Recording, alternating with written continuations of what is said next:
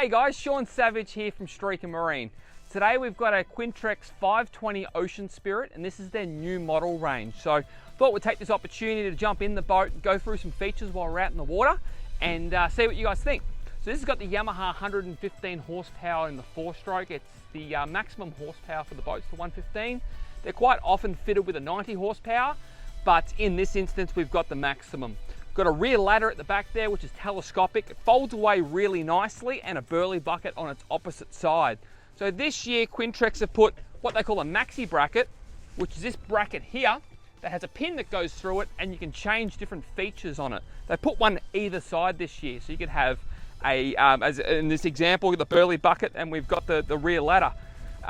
While we're at the back of the boat, one thing they have done well this year is they've raised the rear casting decks a little bit, or the rear boarding platforms. So all this is out of the water. It's very, very stable, and it's very easy with a non-slip pad to get in and out of the boat if the kids are jumping in and out and whatever they're doing. We've optioned this boat up with a plastic poly bait board, the 2-prong bait board. You do have a mount in the middle, which you could run a ski pole or a ski pole bait board combination with. In this instance, they're nice and light, easier to clean, and we think they're a really good feature. One thing I think that the factory's really considered and done well in this boat is they've portioned the space from the fishing room at the back here and the cabin really well. So the cabin's quite tall in its entry. It's very easy to get in and out of. It's a great spot to log or put your storage and everything in there, or even tuck away the kids if it's a family. And you've got plenty of room, great natural light, and it's not a bad environment to be in. But we've also got plenty of room at the back here. So the sides here, nice internal freeboard, safe inside the boat, but we're not too high inside it. Underfloor storage, there's one here, and there's one at the back there as well. So these are really good to tuck things under the floor rather than having loose items like eskies on top of the floor. We can put things under. So one's here, one's at the back. Really nice side pockets this year. They're carpeted, they're lined, and they're off the floor. So if the floor is wet, your stuff inside the side pockets won't be. Rear fuel at the back here, which the actual fuel tank itself is right in the middle, goes along the width of the boat here.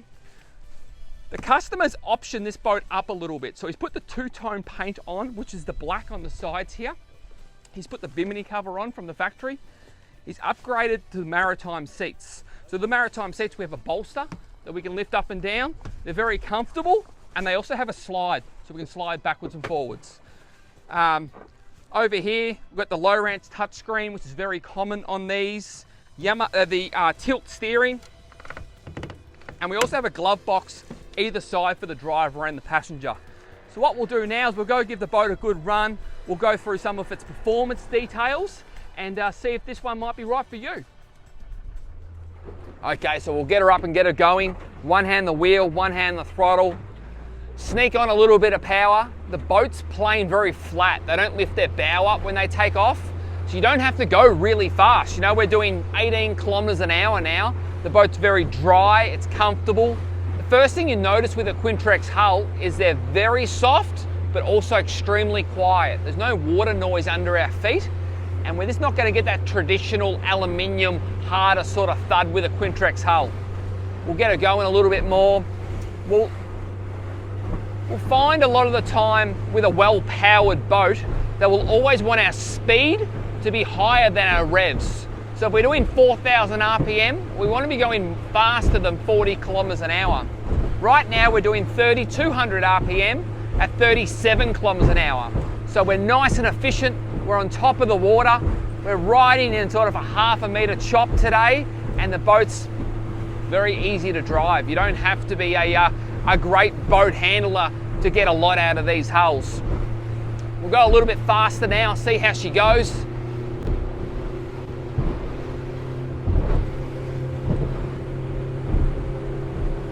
Doing 4,200 RPM, 48 kilometers an hour. The boat's very efficient at this speed. It feels like it's on top of the water. Windscreen is still dead dry. My hat's facing forward. I don't have that wind draft going through. We'll see if we can get that last little hit of speed. Let's see how we go. Plenty of power out of that Yamaha 4-stroke, they're so strong. We're just doing 4,400 RPM now at 53 kilometers an hour, and the boat's just doing it so easy. We'll slow back down, nice and slowly, bring back the throttle, and again, the bum of the boat's not burying in, it's just sitting dead flat and it's just slowing down very easy. Super predictable to drive, soft, no water noise under the hull. It's the sort of thing you can put the family in, spend the day in the boat, and you're all gonna have a great time on board.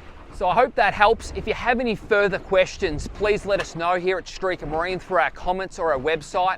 We'd also love you to subscribe. It really helps with us getting our next videos through. If you have any questions, let us know, and I hope you enjoyed.